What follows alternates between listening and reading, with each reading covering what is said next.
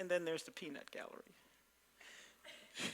Good morning and welcome to Unity Spiritual Center, Saxe, this June 19, 2022, and happy Father's Day to all of you fathers out there.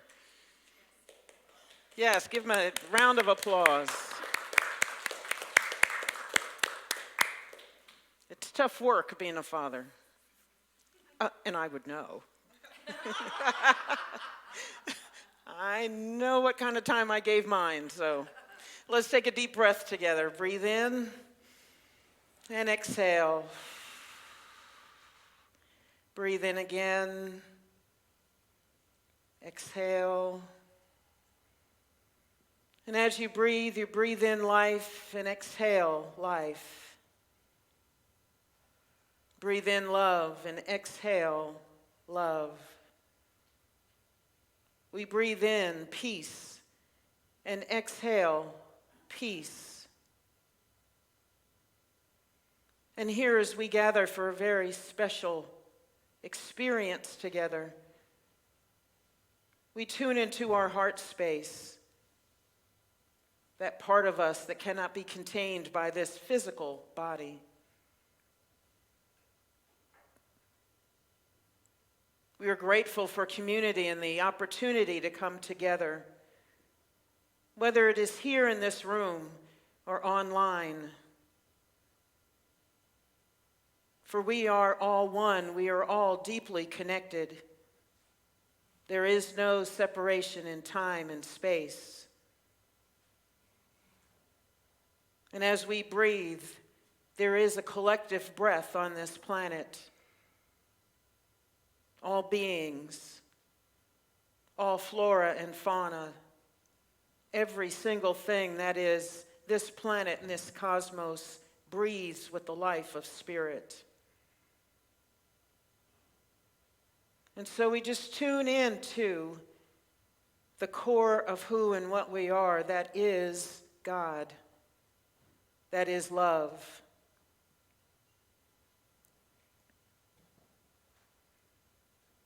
And we breathe from this space. We live from this space. We love and grow from this space. We are prospered from this space. And so here in this moment, we bring together all that we are and sing our centering song, Spirit's Prayer.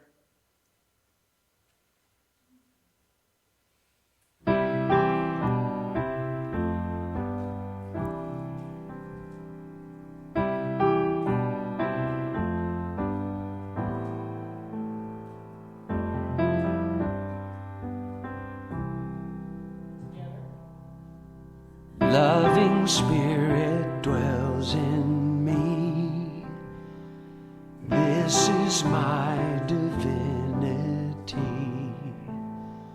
As within, so without. All I need is here and now. Where there's air, let me love. May I have no fear. All the power, all the glory, I surrender, let it be. Loving Spirit dwells in me, now and evermore. Loving Spirit dwells in me. This is my divinity. As within, so without. All I need is here and now. Where there's air, let me love. May I have no fear. All the power, all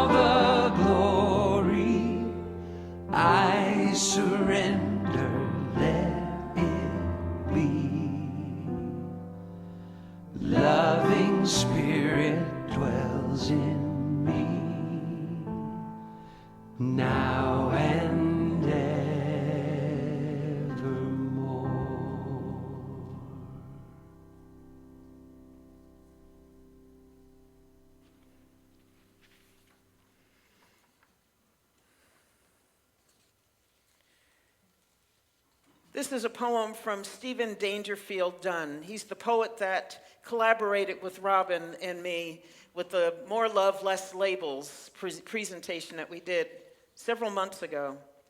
This is entitled, My Dad. A gentle man, kind of heart. He loved to garden. He made it an art. A fisherman of the simple sort, a pole, some line, and a bobbing cork. Devouring his catch was never his style. He would catch and release, all the while calm and mild. An auto man, he loved his cars, could take them apart, and he drove them far. Quietly he lived at his simple pace, never acknowledging life would be a short race. Cursed by his genes and diagnosed in his teens, his chances for long life were never to be seen. Never do I remember a single complaint. In my eyes, he was simply a saint. He quietly left this life at the age of 47, and if anyone deserves it, it would be he who is in heaven. The times defined our bond, lives not the same, strangers we would be until he left this plane. I wish to this day that he was here with me to possibly understand and be proud of the man I have come to be.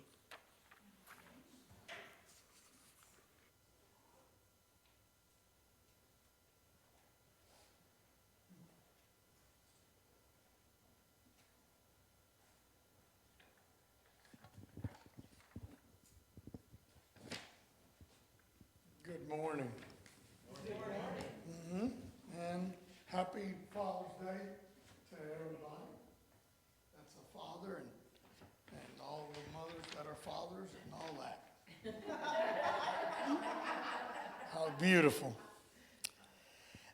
Today's inspirational moment is Becoming Like God by Michael Bird. And the word is transformation. The journey to God is an ejection seat from the comfort zone. If the signpost reads discomfort, we know we are on the right road. When we go against our human natures, we're on the right road. When someone bruises our ego, and instead of walking out of indignantly as is customary, we stay and study the pain. We welcome the bruising, and we feel gratitude to the insulters, to those who've given us this opportunity to bring light and less comfort into our lives. Then we're on the right road.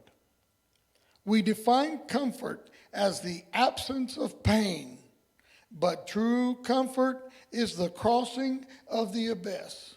On one side is us, on the other is fulfillment. We've been trying to drag happiness over to our side of the abyss when what we really need to do is jump to the other side.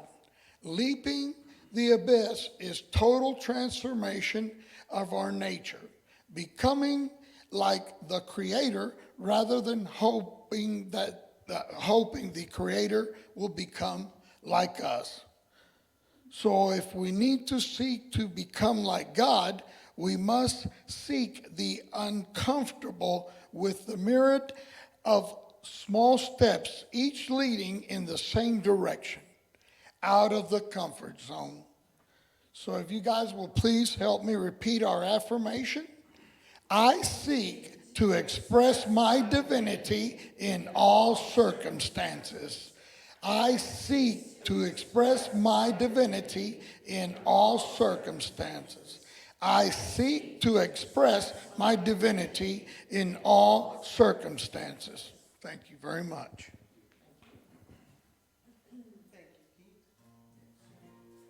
Good morning, everyone. How's everyone?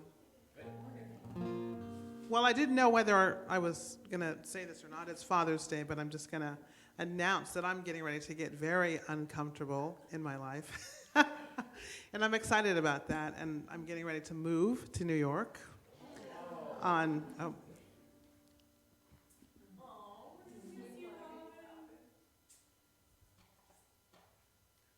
I want you guys to know how wonderful it has been to be here. And you are a big part of my transformation and me being able to make this leap to New York. And I will be back to visit family, but I hope I can come back to this church and sing as well too. But I want you all to know how much I This is it. But I just want you all to know that I just treasure all of you so much. And I came back, part of my choice of coming back was because of this church. Like I felt at home at this church and it felt so lovely. But now I've been called to go off into a different direction. And so I'm going to do that. That's it. I will be doing the Call to Peace with Kim next Sunday, so I hope that you all can come to that. And I leave you with this.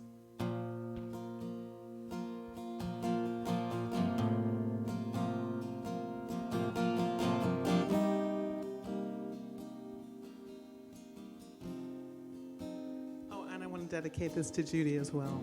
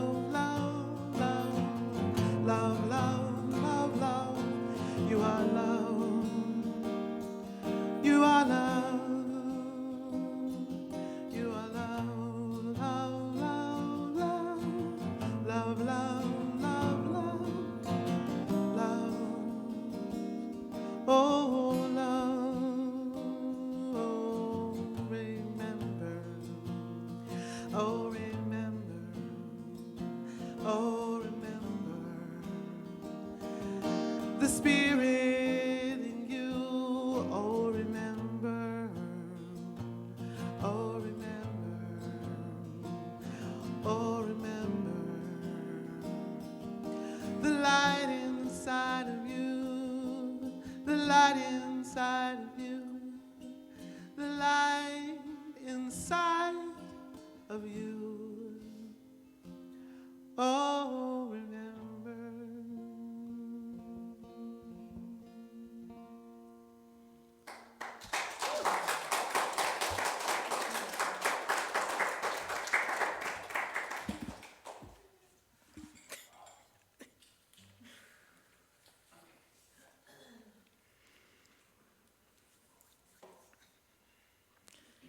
So I was probably in my 30s before I realized my parents were human beings.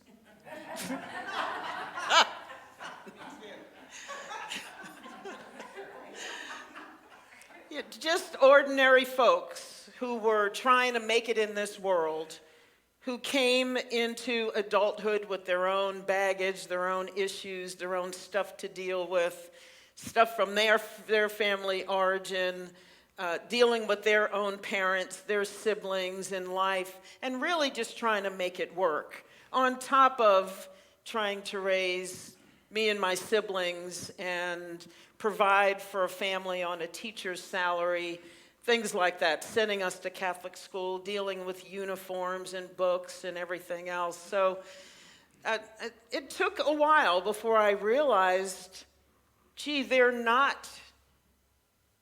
so much more than what I thought they were growing up, which, you know, for my father, he was protector, he was tyrant, he was mentor, he was teacher, and even though he taught school, he taught junior high school, every single moment in our home was a teaching moment. I mean, teaching just happened all the time, all the time. And so I don't know, I don't have details about what kind of baggage specifically my father had growing up, but I know that later on at some point I realized that he probably wasn't as confident as I thought he was, that he probably had a lot of self-doubt, that he probably had a lot of self-recrimination and really didn't feel as solidly in the world as he presented himself. I used to, at times when I was off from school, my father would take me to the junior high school where he taught. And my father was about 6 feet tall, maybe a little bit more than that. In his younger years, he was, you know, this size and quite commanding in his presence. He walked always like he was on a mission, on a mission.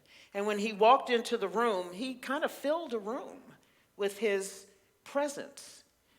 I would watch the students in the hallways when he would come stride down the hall, and I mean stride down the hall, because he had long legs and he would just have a pace that most of the kids couldn't keep up with.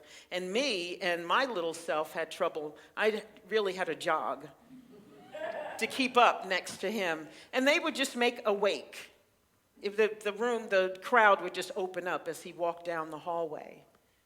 And he was always like that. He was like that at home. So I had equal parts reverence and adoration and fear of my father. Because what he said was gospel. That's what happened. And we were expected to mind him and to mind my mother all the time. There was no questioning, there was no arguing, there was no negotiation. It was their house, their rules. They were in charge. And all of that, I realized, was good. I was raised with some very good principles, values. Excellence was a word that was used often in my home.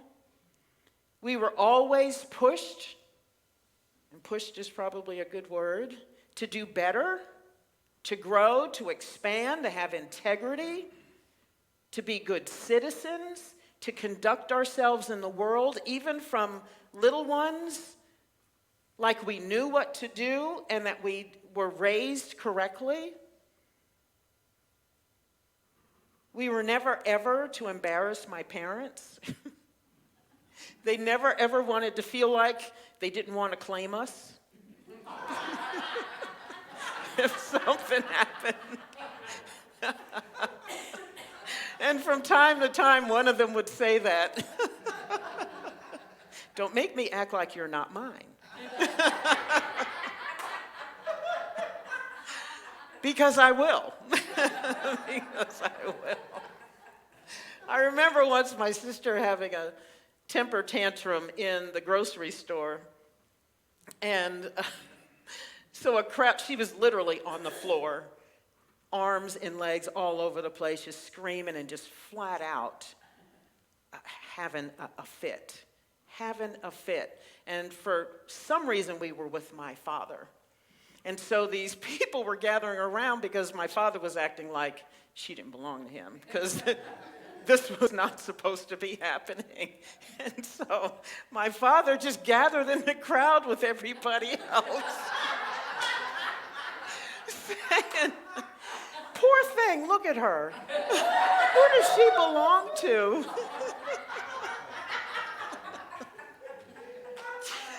And he looked at me and he said, come on, Kim, let's go. And my sister cut it. Tantrum stopped just like that, and we left and went home because, there was going to be a talking to after that. So we didn't take any groceries. The basket was left where it was because there was business to be done. And that's how my father was. And so for me, growing up in my teens and my 20s, it just never occurred to me that my father had anything that needed to be healed or any way that he needed to grow. I always pictured him as always having it together. Always having it together. Because that's the way he always walked through our home. That's how he always taught us.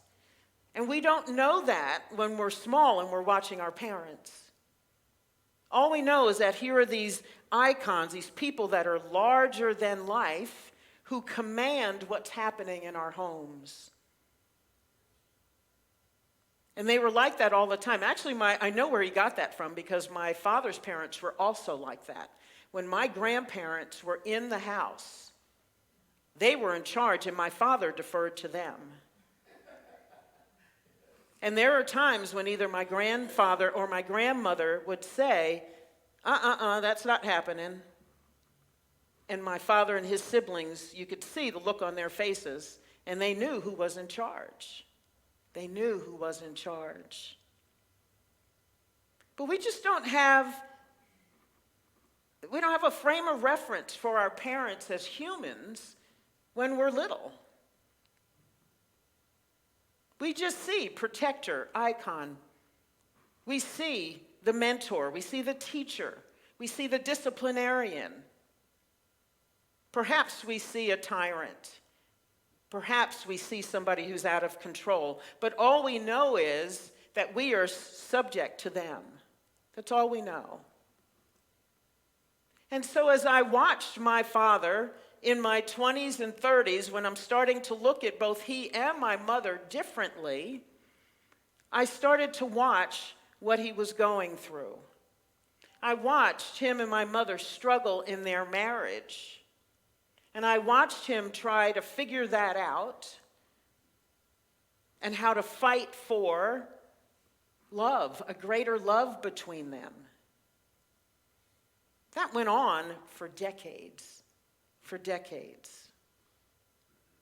I watched him try to come from often working 2 jobs and working lots of hours, and so he wasn't always present in the home.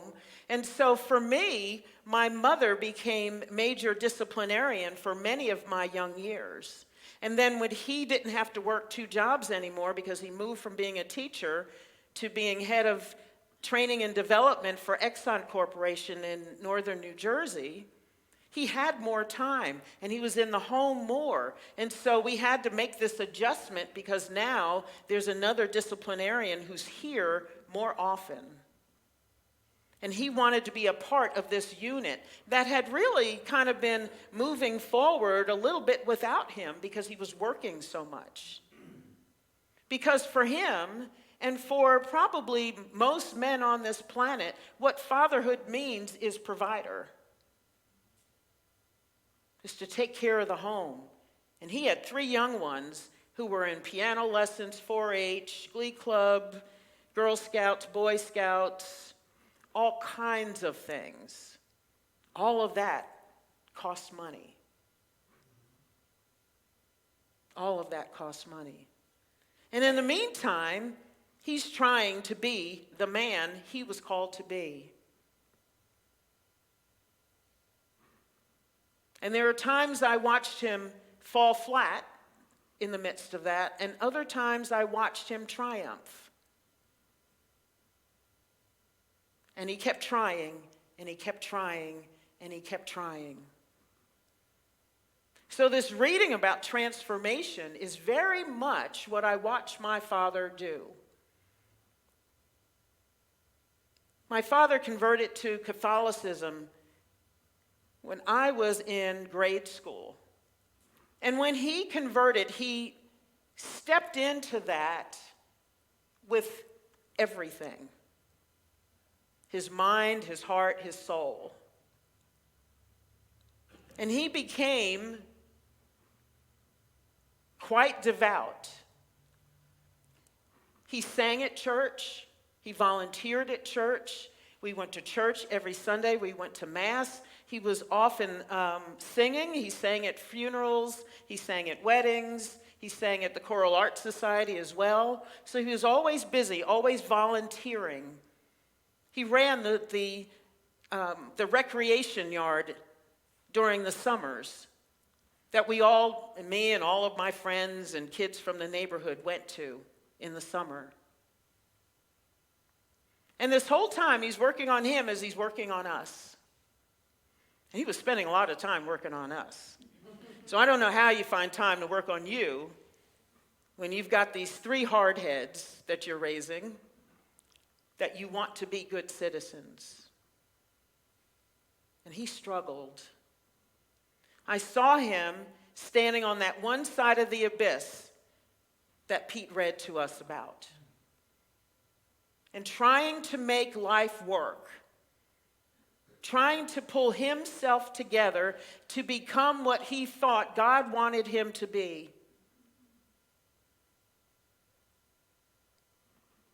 To be the very best he could be.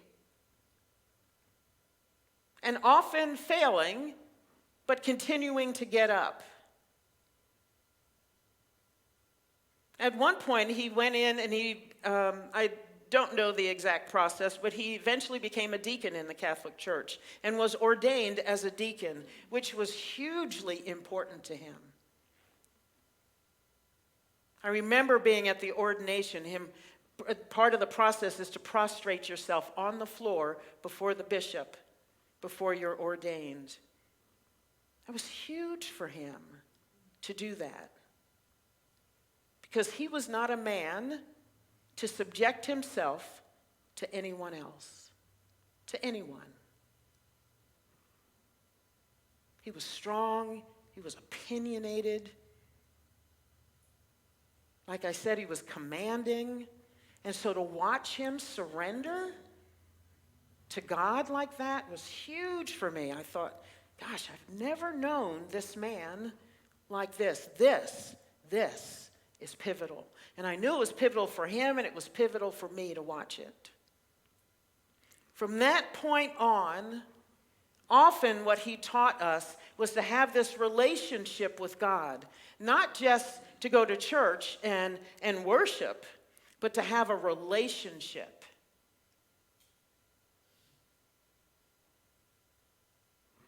To know God, to know myself with God. And I watched him learning to know himself and his relationship to God.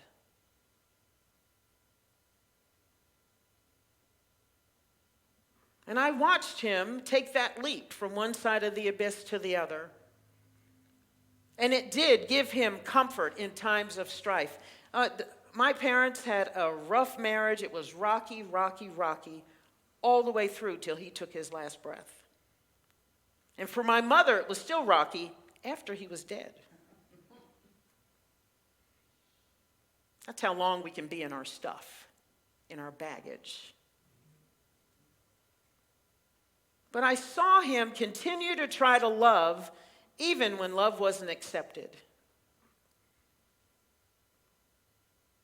I saw him continuing to try to be more of love himself, to radiate love, to speak love, to be love, to show love, to teach love, even when he was rebuffed. And he did it over and over and over and over again. I watched him forgive himself.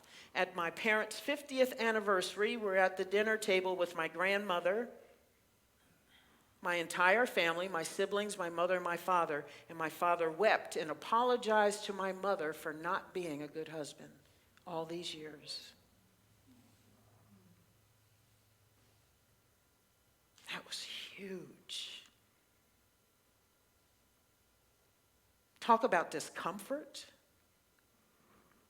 My grandmother cried. Because all of us are seeing him now as a different human being. A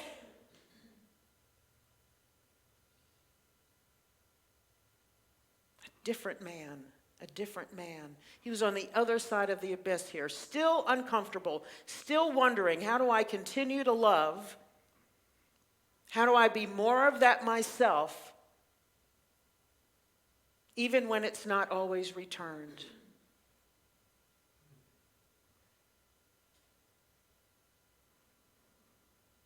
How do I heal the past? How do I step forward now and continue to be love and be that for my children, for my wife now? He's now in his 70s. 70s, continuing to grow. I don't know that he was ever comfortable because he kept trying to walk towards and into his divinity. He didn't think of it like that. He always, because for him, there was no such thing as my innate divinity.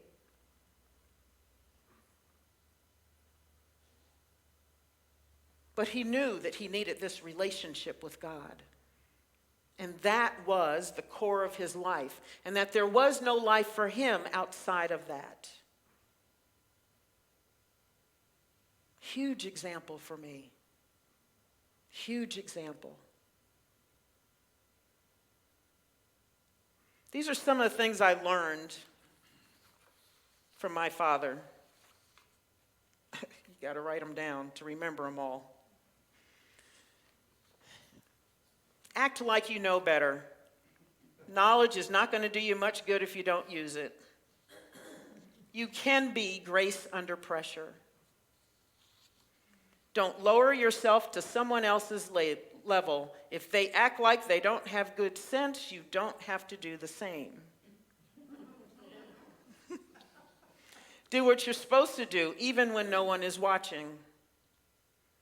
Speak so someone can hear you, make eye contact with them, and say your name with pride. Never let anyone force your hand. Know what you want and act based upon your best interest. Face up to your mistakes and do not make excuses. Oh, he was hard about that one. Be respectful to your elders. He was a teacher, and we were expected to speak the king's English. Man, he said that a lot. His favorite was the word ain't in the dictionary. His other one was that balloons burst, women have bust. The balloon did not bust, balloons burst. Okay, Dad, thank you. So here I am at 63 remembering that. Yeah. Be punctual and have a great work ethic. Make your employer miss you when you are gone. No matter what work you do it with excellence. Don't let anyone tell you that you can't do something. There are a million ways to say I love you without saying a word. Love the Lord and have a relationship with him. And my favorite, even when you're a grown woman, you are still daddy's little girl.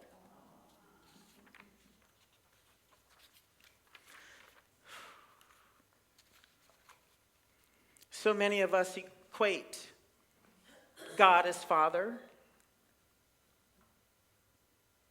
And I saw a little bit of God in mine. Sometimes it was God with a little g.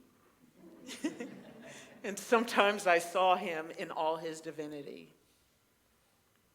As I watched him struggle to grow and to stay on that other side of the abyss, where we are becoming more like the Creator, our relationship grew and got better and richer and more beautiful as the years went on. He and I are very much alike, and so we went toe to toe a lot of days. A lot of days. And we took each other to the shed, so to speak, on a regular basis. But we also had a deep, loving respect for each other that continued and continues to this day. I don't know that I've watched anybody else change as much as he did. To go from someone who could not say to me, I love you, as a little girl, who never called, he would always say hello if my mother called, and speak for a minute or two, to being the one who called all the time in his last years, and who always said, I love you, and every Valentine's Day sent me a Valentine, and always hugged and kissed me.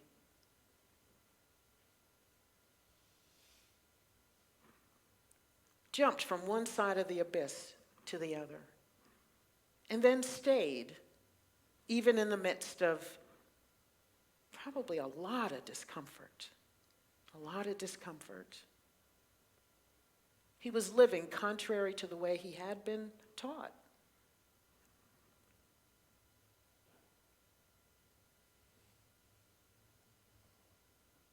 So he was certainly an example for me. What can we learn from this reading about transformation? Are we willing to be uncomfortable? To step out further than we've ever stepped out before, to be like God?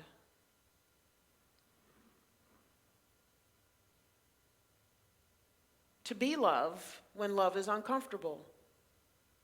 To be faithful when everything on paper says what we're thinking about, what we're claiming should not work. To be able to let our imagination paint a picture of something we really, really want when we're in dire straits. To be powerful and strong even when we're afraid. To stick to your principles when you're all by yourself and everybody else is doing something else.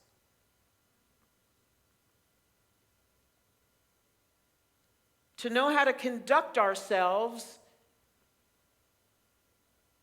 even in the midst of craziness around us. To be grace under pressure.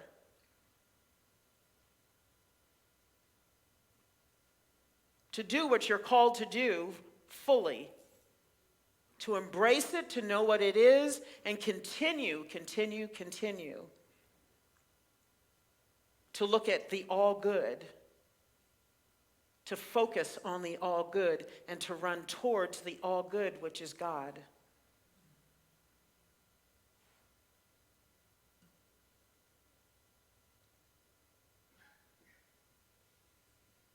Are we willing, like Robin, to say yes to a calling that we're not quite sure what it is and what it means? That what's next? That you just say yes. You hear and you respond because you know that the all good is the all good and that the all good is calling you to more good. Even if you don't know what the good looks like. But your faith says, yes, it is good. It has to be good. Because Spirit is calling me forth. And this is wonderful. But what I'm being called to is going to be even more wonderful.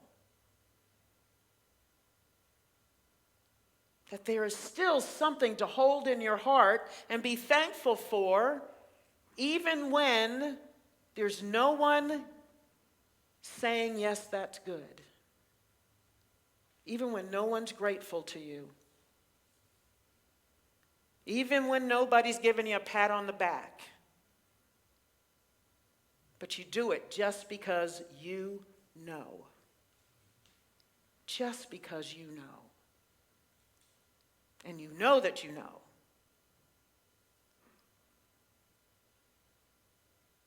That's what we're called to. Every single day. That's what my father taught me every single day. That's what I watched him do every single day. Every time I saw him fall, I watched him get up.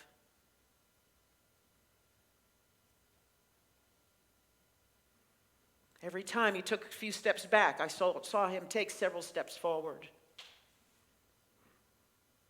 Every time he was less than love, I saw him come back with love. A greater love, a deeper love, a more authentic, real love.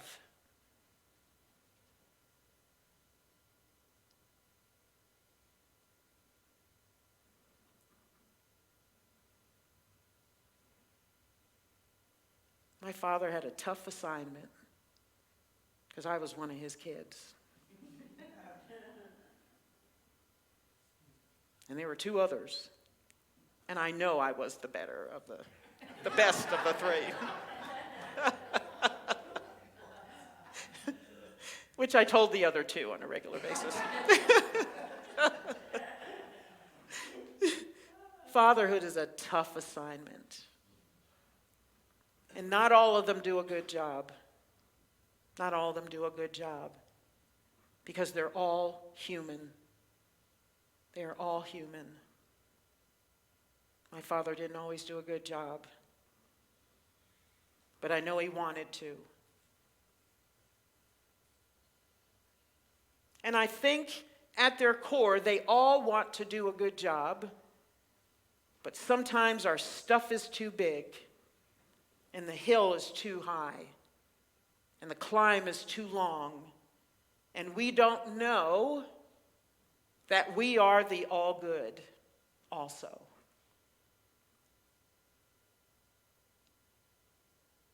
Not everybody knows that there's an abyss and that there's here where we're struggling and that there's here where everything is given. Not everybody knows it. And so here as we celebrate Father's Day, it's important to celebrate all that we had, whether we learned what not to do or what to do.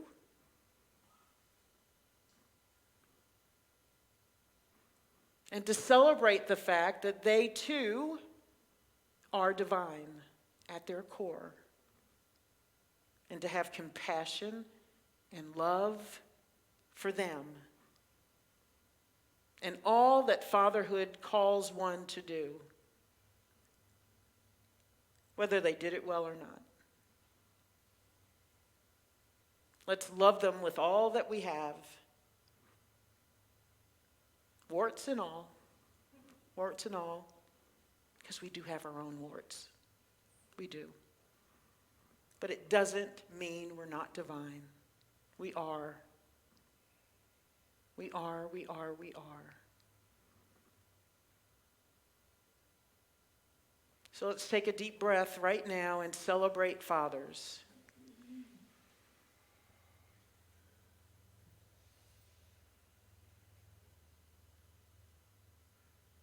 And so picture your father in your heart now. And if perhaps you don't know who he is,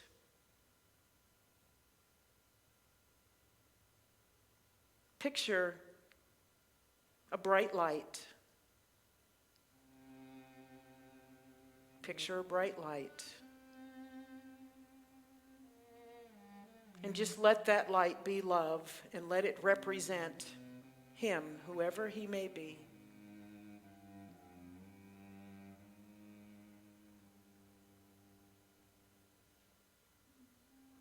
And picture them with all the compassion and love that you can. A love that is born out of your divinity.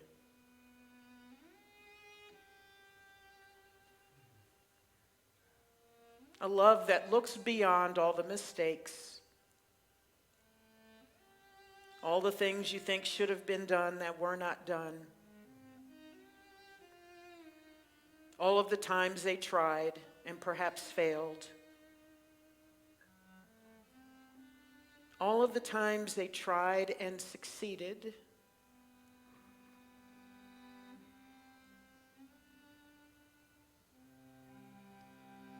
see them as human,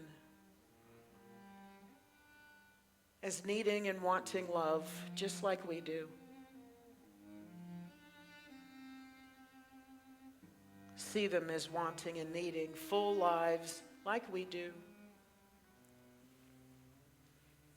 See them as precious individuals, just like we are.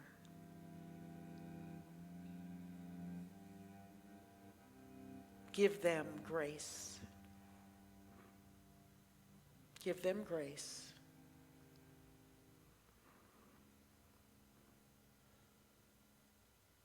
Give them grace.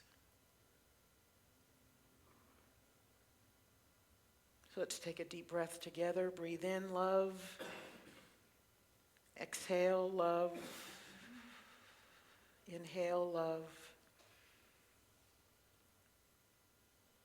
Exhale love.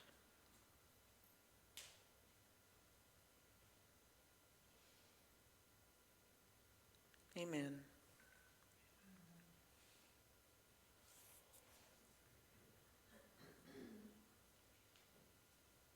I think that's the first time I didn't say, let's take this into meditation. So, Quentin, I'm sorry, you're very confused right now. Like, what's happening?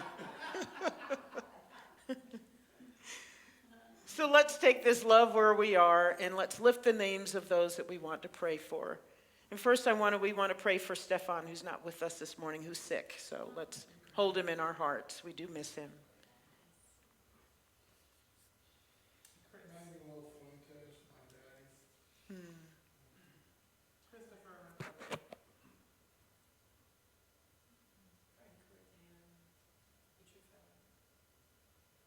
My brothers, their family, and my family.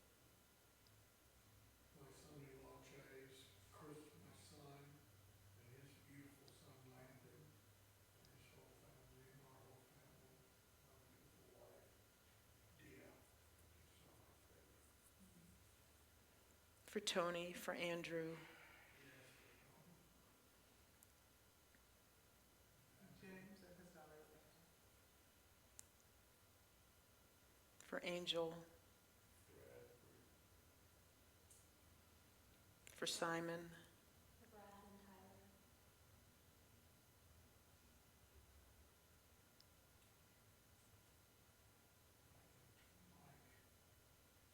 for Eddie and for Reba, for Marie, for Jan and for her son,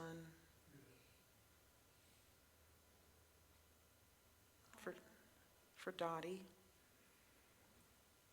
Dorothy.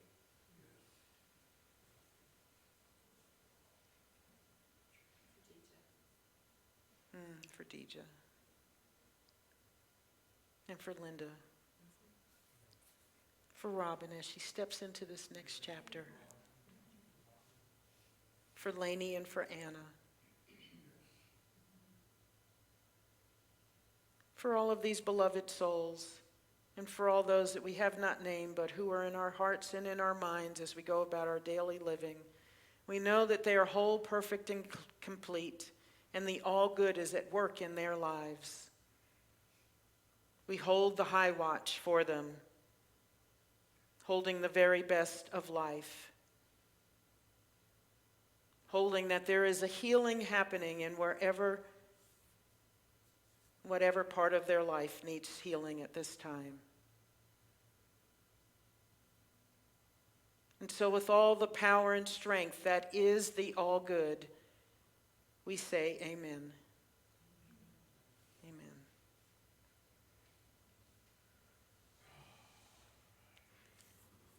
So it is the same love that provides for us, that is source, that is the creator of all things, that gives us all things closer than our fingertips. And so we now recite our celebration of giving. Together, divine love, as me, blesses and multiplies all the good that I am and have, all the good that I give and receive, and so it is.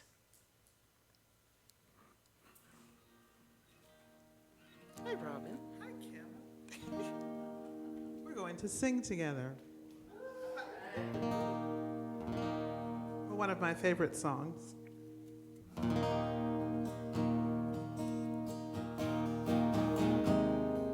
And if you don't have this song, please go to my website and get it.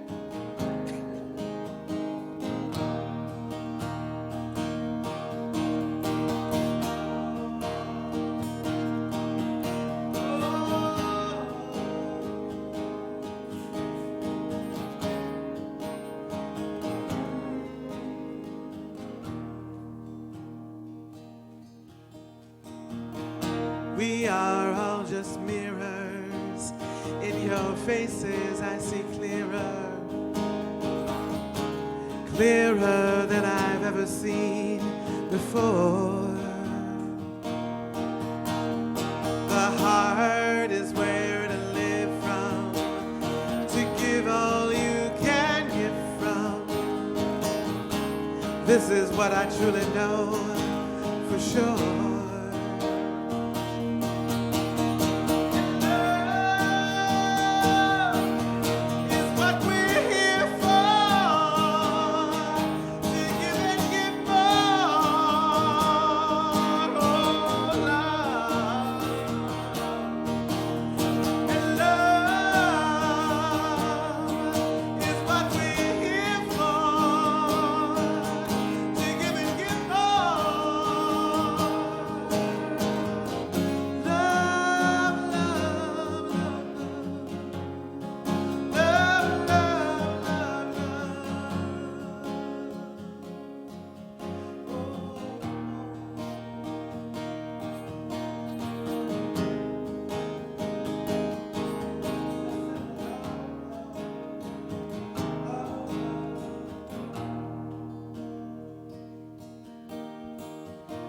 Tired of all this anger, my own unkind behavior.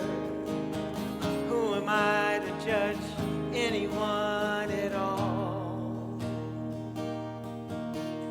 'Cause when I look into you, I see the pain you've been through. And I know 'cause I've felt the same way too.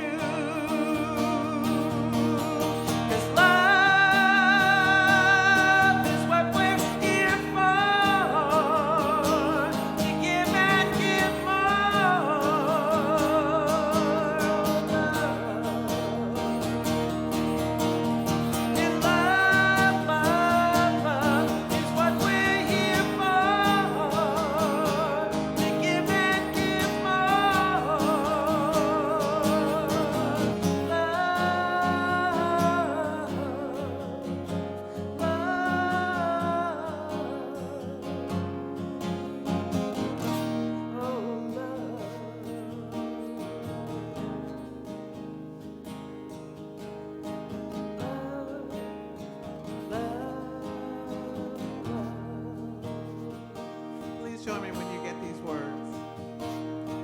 I am an instrument of my peace.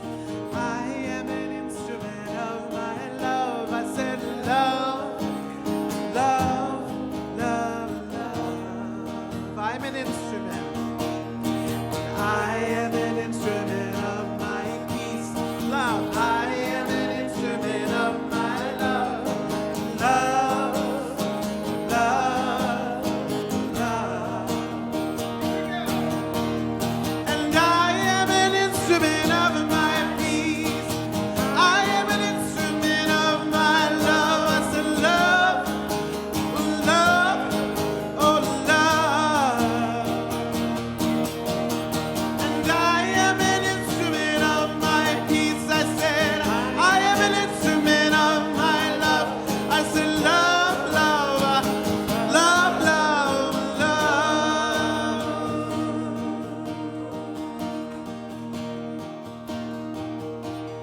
And love is what we're here for. I am an instrument of my love. To give and give love. Give love. And love. I am an instrument of my peace. Is what we're here for. I am an instrument of my love. To give and give love.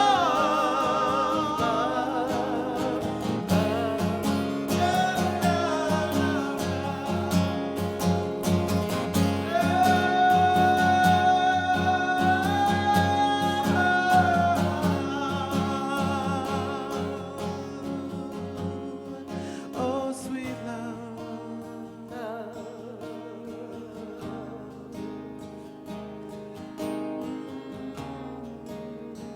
Love, love, love. Love, love, love. I am an instrument of my love. I said love, love, love, love, love.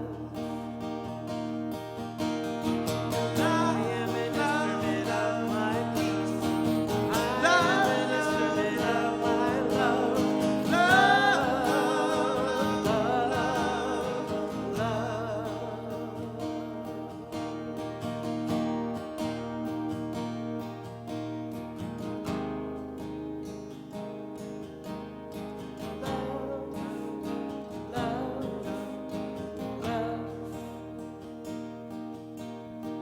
I am an instrument of my peace.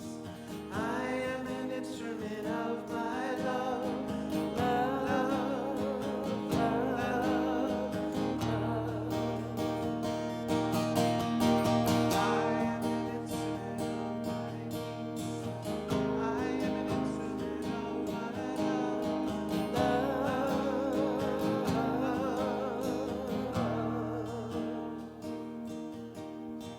I am an instrument of my peace. I am an instrument of my love, love, love, love. And I am an instrument of my peace. I am an instrument of my love. I say love, love, love, love.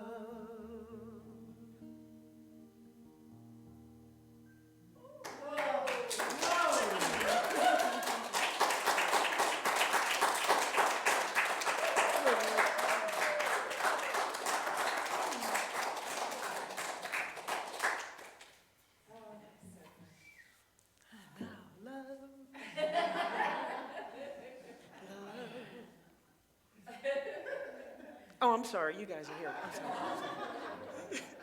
I'm here. So let's give thanks for all of the time, treasure, and talent that flows into this community so that we can broadcast a message of love, peace, joy, prosperity, vibrant health, strength, and power, so that we can all live our best lives, being more of the Creator ourselves, stepping into our divinity each moment of every single day. Amen. So we want to give everybody a chance to celebrate fathers or a father figure in your life. It doesn't have to be the one who gave you life. It can be someone else who just epitomized for you love, strength, power, guidance, who perhaps mentored you, who gave of himself and taught you valuable lessons and helped you to be more of who you are in this world. And so we have an opportunity now for each of you to come up, light a candle, and if you would like, come to the microphone and very briefly, did I say very briefly? Say like one sentence about what you appreciate about your father or a father figure in your life. You can even say just one word. It's up to you. So we'll come one at a time, come up, and there are candle lighters here. And you light a candle. And if you want, you can just simply sit back down, or you can come up to the microphone and say what you're grateful for. So why don't we start here, Casey and Breezy, if you want to come up.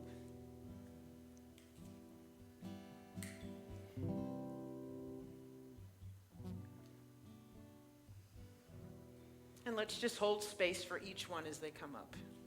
I light a candle for my father, Christopher Merritt, who taught me love, strength, integrity, honesty, and loyalty.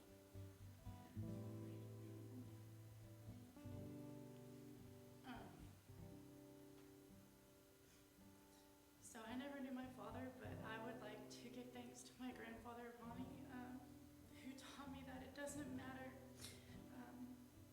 who you come from, but it's who's there for you. And taught me strength, and again, it doesn't matter who brought you here, but who's there for you over time. Thank you, Ronnie. I love you.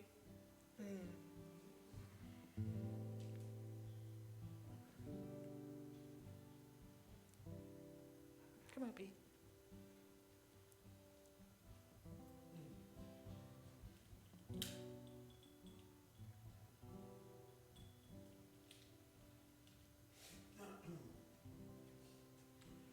I would love to say thank you to my father, Manuel Fuentes, for bringing me to this great country. And I also want to say thank you to my dad in heaven for everything that you've taught me and teaching us. Just want to tell you, Father, happy Father's Day.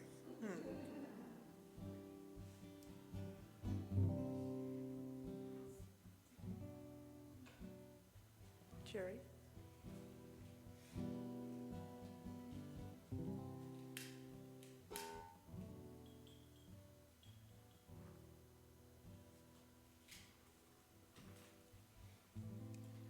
Hi. I'd like to thank my father who taught me things that were right, things that were expected, and things that were wrong. I didn't do so well on all the things that were wrong. But I knew he loved me very, very much. So. Anybody from this side?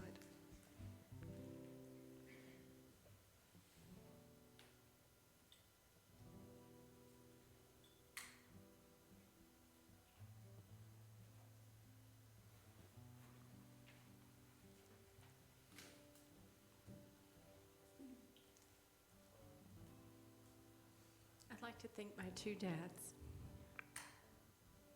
Frank Gordon and Richard Feller, for being there, for bringing what their current awareness was to be there for us with strength and conviction, to be ethical, to be present, to be ever growing, to learn. Love of learning, love of books. Just thank you for love.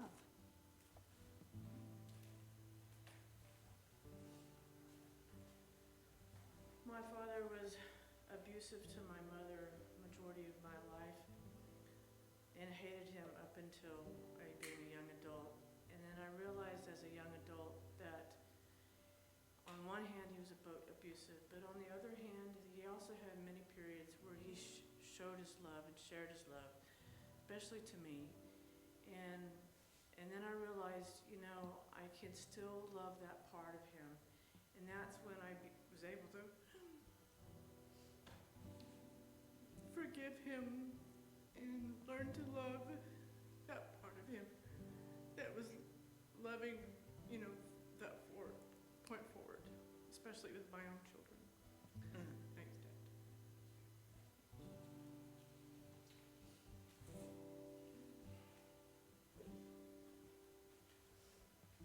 Well, I'm very grateful for my grandfather, Silas P. Lance, who had unconditional love for me and spent days with me and taught me right and wrong and taught me how to garden and taught me how to play cards.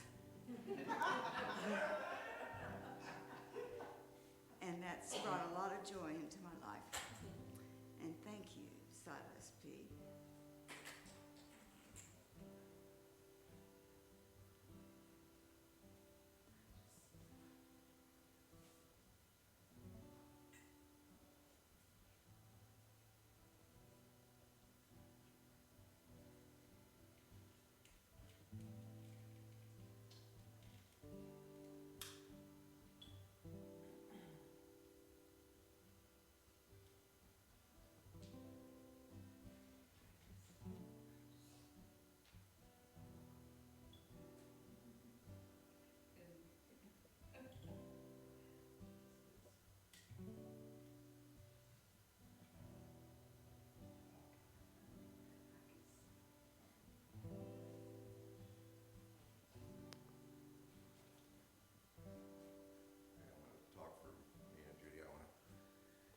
Thanks for Judy's father who raised her, Kenneth, and for my father, Fred.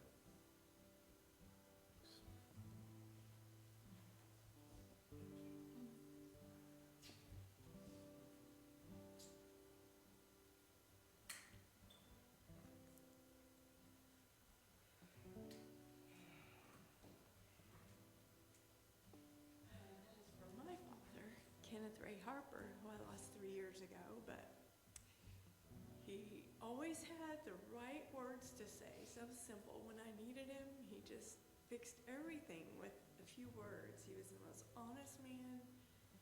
His faith was so strong, and that was taught to me from a real young age. And he was the most peaceful man I've ever known, still to this day. I love you, Dad.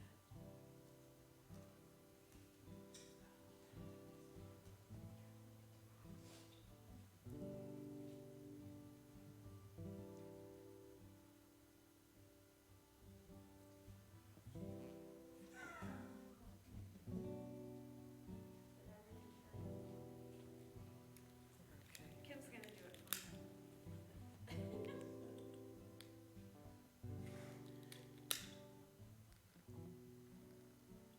There you go. You're welcome. I would like to give great gratitude and thanks to Mr. Paul Corral. He was my orchestra teacher through junior high and high school, and he was a beautiful, beautiful man. He is the reason that I even had a good male role model. He taught violin. He was a beautiful violin teacher, and he did not even play the violin himself. There's a group of us girls who all matriculated through that whole experience together. We all graduated together. We were able to connect with him as adults, and he told us that when we all graduated, he quit teaching because we weren't there anymore. He asked me if I had ever gotten married, and I said no. And he said, "It's because you just couldn't find a man as good as Mr. Corral, could you?" I said, "That's right. That's exactly right." So after that meeting, he gave me a trinket to remember him by. It was a little paperweight in the shape of a violin. It was the first gift his wife had ever given him. So, thank you to Mr. Corral. Robin, you want to go? Yes, I'll say mine from here while I'm strumming this guitar. I want to thank my dad because I would not be here playing this guitar and singing had it not been for my dad who bought every instrument that I wanted to play. Trumpet, clarinet, piano. I did drums too. Guitar. Voice lessons, piano lessons, all lessons. Oh, and his heart, his generosity, his kindness. Thank you. Alphonse was his name. Thank you, Alphonse. Anyone else? So I want to say thank you to Marshall Simpson Andrews Jr., who taught me that no matter how many times you fall, you can always get back up. He taught me excellence, and he inspired me to be my best. And he gave me a safe place to fall, a safe place to fall. Thank you, Daddy, for letting me be your little girl, even into adulthood, even into adulthood. So, let's just take a breath here, holding space for each other as we feel what we're feeling, acknowledging our dads for who and what they are, seeing them honestly, but also with love, compassion, and grace. We thank them for life, for we would not be here without them. And we are thankful for life in each moment. Thankful that we are here and able to contribute to the world and its healing.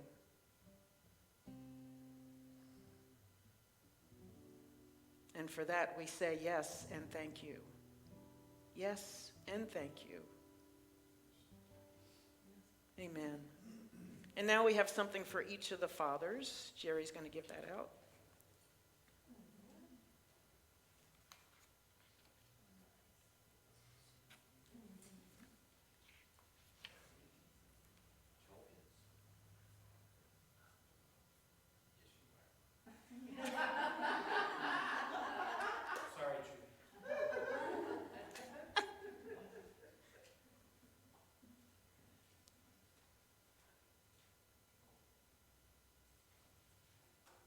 Try and do your reading. That, and then mission and vision.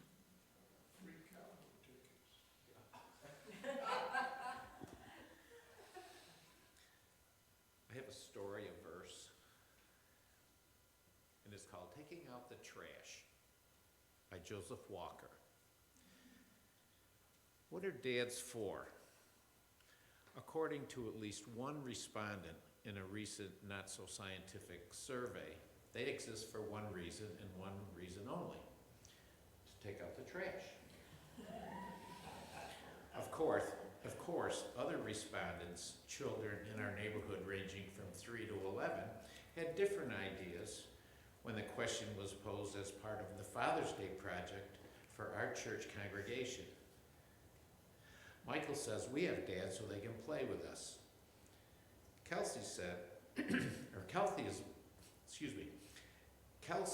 is more pragmatic. She says we have dads to go to work and get us money. Ashley thinks dads are so we can ask them questions, and Colby said we have them to help us when we have problems. But I sort of like Kyle's answer. He said dads are for being nice. I'm glad that's true for Kyle. I wish it were true for all children, especially mine. The children also had different ideas about what their dads do all day. Mackenzie's dad works and golfs. Nathan's dad plays with toys at work. Levi's dad gets paged, and Orlee's dad goes to work where he eats all day and looks for his wife. I've got to talk to Raleigh, Oriel's dad, about where to apply for that job. Okay.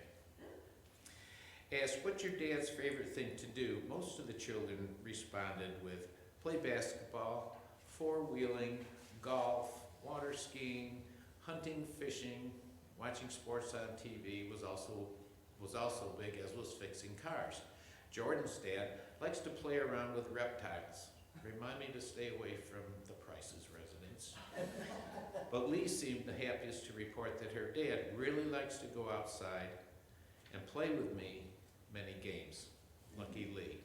Lucky Lee's dad.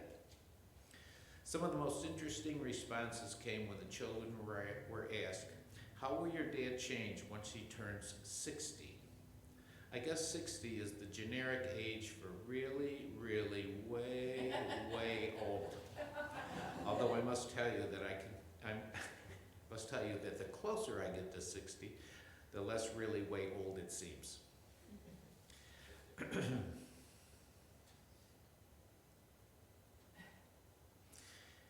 His hair will be gray, said Mackenzie. He might have a beard, said Nathan. He will get kind of saggy in his face, like all grandpas do, said Justin. I think he'll get more serious and he might slow down, says Rochelle. He won't be as hyper, said Michael.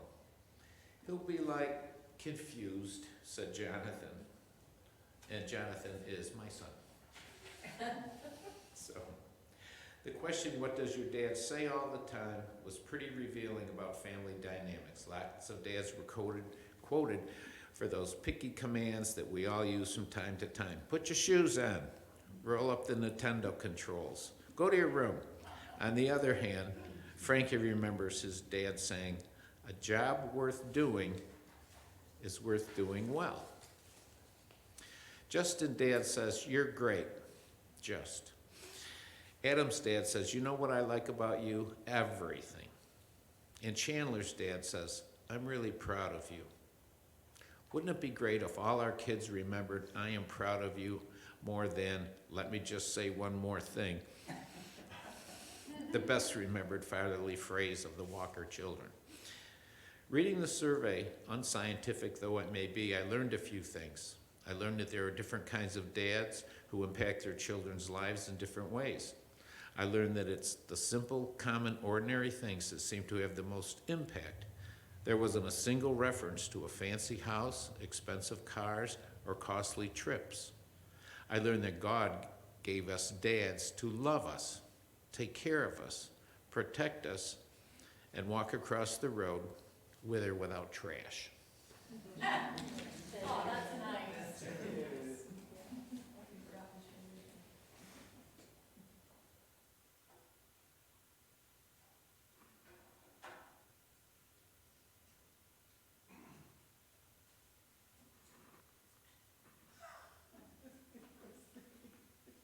Oh, I forgot an announcement. We are so confused these days. As poor Jerry walks back and forth, where do I go? What do I do? So next Sunday, as Robin said, we're having a gathering for peace starting at 1 o'clock, so after service. And if you're going to stay, please, there's a sign-up sheet back here on this table. Please let me know you're going to stay so we can order lunch for you. So we'll have lunch brought in, and then we start at 1 o'clock. The Women's Healing Circle that I'm doing with Dr. Sharon Beatty, we've moved it 1 week, so we're starting July 7th, and it's for 7 consecutive Thursdays until August 18. It's to help women heal sexual, physical, and emotional trauma. So if you'd like more information, please see me. It's $297 for the 7 weeks, and it will be here. It's taking place in the Serenity Suite.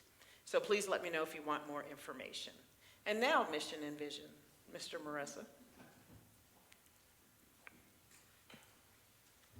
If you will join me in saying our vision and mission statement.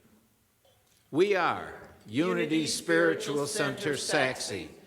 We are a thriving global community of spiritual seekers, transforming lives through love and the expression of our innately divine gifts. Our mission is to inspire spiritual growth through the teachings and demonstration of unity principles toward the realization of living our best lives. Divine wisdom is at work in every area of our lives right now. Everything is always working out for us.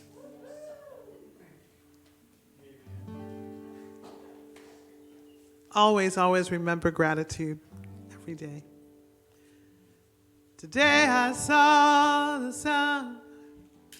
I stood out in the rain and watched the eagle fly again. I heard a baby cry and walked right through a storm and felt the wind upon my face. And all the while I could not help but see the life that lives and breathes in you and me. Oh, and I'm peaceful, yes, and I'm grateful, yes. And I'm thankful, oh Lord, yes I am. And I'm hopeful, yes, and I am so full. And I'm thankful, oh I am. I hugged an old oak tree, the earth beneath my feet, and I saw a shooting star above. I looked into your eyes and touched an open heart and fell into a whole lot of love. And all the while I could not help